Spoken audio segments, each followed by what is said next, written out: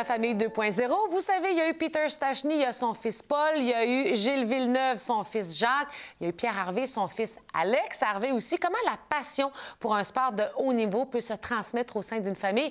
On reçoit les Harvey aujourd'hui, père et fils. Est-ce que le consensus entre parents est indispensable dans l'éducation des enfants? Notre coach familial, Nancy Doyon, va nous aider à y voir plus clair dans notre rôle de parents. Et vous savez, quand la maladie frappe, c'est aussi le portefeuille qui est frappé.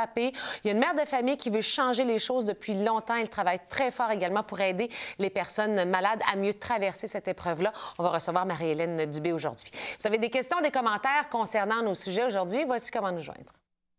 vtl.ca/famille 2.0, facebook.com/famille 2.0 et twitter.com/famille 2.0, POINT 0. À ce temps-ci de l'année, on est dans notre magasinage de printemps-été. On veut changer notre garde-robe. Parfois, on a besoin de conseils. On ne sait pas trop ce qui nous fait mieux. Ça dépend de notre corps, de nos formes. Une styliste vestimentaire, ça peut toujours nous donner un bon coup de main. Bonjour, Véronique. Bonjour, Josée. C'est ce que tu fais dans la vie. On va expliquer ce que c'est une styliste vestimentaire. Tu magasines, dans le fond, un peu pour la personne. Tu donnes des bons conseils. Là. Tout à fait. Mon rôle, c'est de parfaire le style vestimentaire de mes clientes. Peu importe leur silhouette, leur budget, leur personnalité et leur mode de vie aussi. Évidemment, tes clientes ne sont pas des mannequins. Tu as des vraies femmes, c'est ça. Donc, parfois, des fois trop petites, trop grandes, trop minces, trop un peu plus rondes. Donc, il faut que tu y ailles avec la réalité des femmes d'aujourd'hui.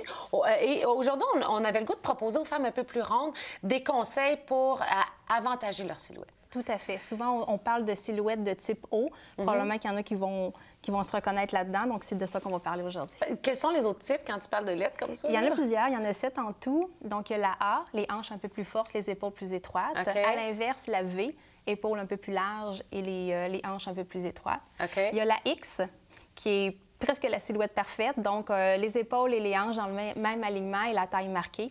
Il y a la 8 aussi, qui est un petit peu comme la X, mais un peu plus en rondeur. Okay. Et puis, il y a la H, où la taille est peu marquée. Et la I aussi, qui est la taille peu marquée, mais très, très, très mince. Souvent, on le compare à un corps de jeune fille. Oui, OK. Et la O, bien sûr, qui est tout en rondeur. Donc, tu as apporté plein d'images pour nous montrer qu'est-ce qui est conseillé et déconseillé. Si on commence avec le décolleté. Oui. Ce qui est très important, c'est que la femme qui est de type haut, souvent, va avoir une forte poitrine. Ce qui est très important, c'est de dégager au niveau du col. Donc, un col U, un col V, c'est important de dégager les clavicules également. Okay. Mais il faut quand même rester de bon goût. Comme vous pouvez voir sur l'autre image, il ne faut pas trop dévoiler. Il faut arrêter à la naissance du décolleté. OK. Donc, c'est moins conseillé quand le décolleté est trop prononcé. Aussi, quand on a des vestes, la façon de porter la veste qui est plus conseillée, ce qu'on voit à gauche ici, ça atténue un peu là, les hanches, c'est ça? Oui, tout à fait, parce que souvent, une silhouette haut va avoir des cuisses et hanches très fortes. Donc, on ne veut pas les faire ressortir. Donc, c'est important de venir cacher un petit peu.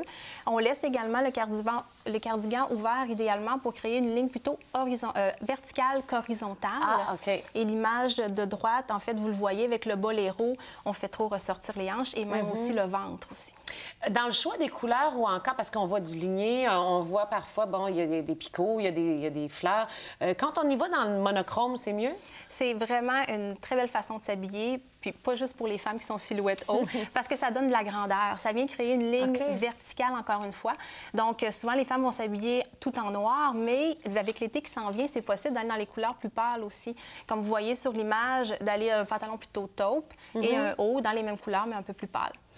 Il faut faire attention quand on est une silhouette haut aux vêtements trop moulants. Hein? Tout à fait. Il y en a qui pensent qu'en portant des vêtements très serrés, ils vont paraître plus minces, mais au contraire, on dévoile des particularités du corps qui sont un peu plus disgracieux. Et à l'inverse, des vêtements trop grands, bien, ça fait le contraire. Ouais. On essaie de se cacher, mais en fait, c'est pas l'idée. Il faut quand même porter des vêtements de très bonne taille.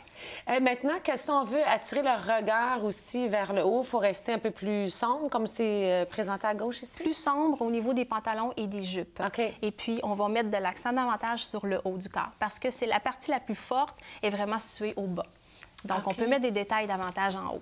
OK. Donc, on priorise, donc, comme on voit là, du noir dans le bas et de la couleur dans le haut. Et à droite, on déconseille ça, les collants comme En ça. fait, oui, tout à fait. Les collants, tout ce qui est brillant ou encore en dentelle, on évite parce qu'on veut diriger le regard vers le haut. C'est très important. Si on regarde du côté des manches, parce que parfois, les femmes plus rondes vont avoir de bons bras aussi, il y a un bon truc? Tout à fait. Souvent, le bras va être fort, mais il risque d'être mou aussi. Donc, si c'est le cas, c'est important de le cacher. Donc, une manche qui arrive soit au coude ou trois quarts ou encore une manche longue, c'est l'idéal. Puis même si c'est l'été, il y a moyen de trouver des vêtements un peu plus vaporeux, un peu plus légers. Oui. Et c'est vraiment très tendance ces temps-ci. Donc, ça devrait être facile. Comme ça, là, semi-transparent avec une petite camisole en dessous. Pour les femmes d'affaires, les femmes qui travaillent, les tailleurs, est-ce que c'est un plus grand défi, j'imagine? Oui et non, en fait. Tailleur-jupe, c'est sûr que ça camoufle une bonne partie de la cuisse. Donc, c'est excellent pour celles qui aiment porter la jupe. La jupe droite à privilégier ou encore la jupe tulipe qui va venir ouvrir un petit peu vers le bas. Et puis, c'est très important, le veston doit vraiment descendre sous les hanches, comme on a parlé tout à l'heure, et être un petit peu cintré.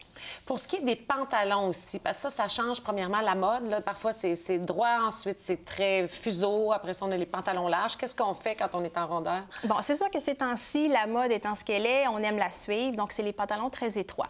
En étant un peu plus forte de la cuisse, ce qui avantage le plus côté coupe-pantalon, c'est d'aller avec un pantalon qui est droit et fluide. Donc, la largeur de la cuisse jusqu'en bas. Cependant, on peut y aller un peu plus étroit. Si on regarde les images, vous avez quand même à droite là, quelque chose de très, très moulant. On pourrait aller à un entre-deux, idéalement. Si vous portez le pantalon plus moulant, idéalement, il faudrait porter la tunique qui vient cacher la partie la plus forte de la cuisse, donc qui inclut la fesse également. Puis idéalement, avec un talon ou une botte qui vient couvrir le mollet si vous aimez plus ou moins votre mollet. On parlait tantôt des jupes, on pourrait y revenir. La jupe droite, tu disais qu'elle était préférable. Ce qui est à droite ici, c'est vraiment déconseillé. Là. Tout à fait. Tout ce qui donne de l'ampleur supplémentaire pour les personnes de type haut, c'est à éviter parce qu'évidemment, c'est déjà une partie très forte chez leur personne. OK. Et au point de vue des robes aussi, les fameuses robes empire, est-ce que ça a avantage quand on est plus rond? Tout à fait, parce que ça vient camoufler le ventre, qui est une partie très proéminente d'habitude. Donc, on vient ceinturer sous le buste. Puis c'est important de bien délimiter le buste également parce que si ça peut créer un buste encore plus fort. Donc, ici, on cache les hanches, les cuisses et le ventre. Donc, c'est l'idéal. La robe croisée aussi ou encore cache-cœur qu'on appelle est une très bonne alternative. Les fameuses robes asymétriques aussi? Oui, en fait, l'ourlet, là, ce qu'on voit, c'est des ourlets qui sont parallèles au sol. Ça peut écraser un peu plus la silhouette. Si on vient chercher une robe avec un petit ourlet un peu plus diagonal, ça va venir créer encore là une ligne un peu plus verticale, comme j'ai parlé tout à l'heure. Donc, ça risque de moins écraser la personne. Des illusions d'optique, finalement. Ah oui, c'est carrément. On fait pas de chirurgie plastique, mais c'est des illusions. C'est vrai. Et les souliers, ça peut faire la différence aussi? Oui, parce que les accessoires, il faut y aller en proportion avec notre carrure. Donc, les personnes de type haut qui sont un peu plus fortes, il faut y aller avec des bons accessoires. Donc, les souliers, idéalement, le bourron, le talon, on ne conseille pas le talon aiguille. Il faudrait y aller avec un talon un peu plus stable.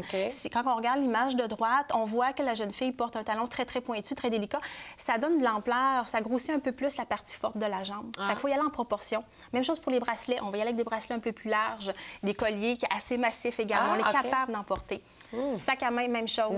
Faut y aller. Il ne faut pas y aller avec des petits sacs à main parce qu'on va créer une disproportion trop grande.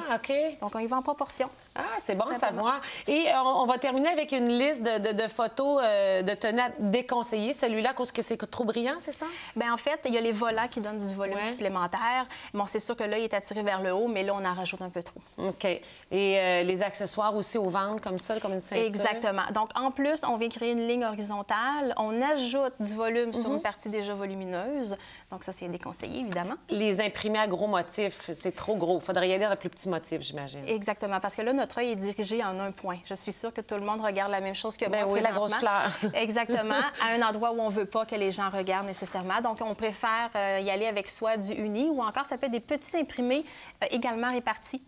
Puis ça fait l'effet d'une toute simple couleur. On parlait de rayé. Tantôt, le rayé à l'horizontale en plus, c'est déconseillé. Souvent, les femmes le savent déjà que le rayé, c'est pas une bonne idée. Mais il faut faire attention aussi. Les grosses rayures, on évite, mais on peut aller dans le très délicat ou il peut avoir quelques petites rayures par-ci, par-là, mais on évite le gros. Bien, merci beaucoup, Véronique Boucher, pour tes conseils. Ça m'a fait plaisir. Fait une courte pause et au retour des athlètes de haut niveau de père en fils, on reçoit la famille Harvey. À tout de suite.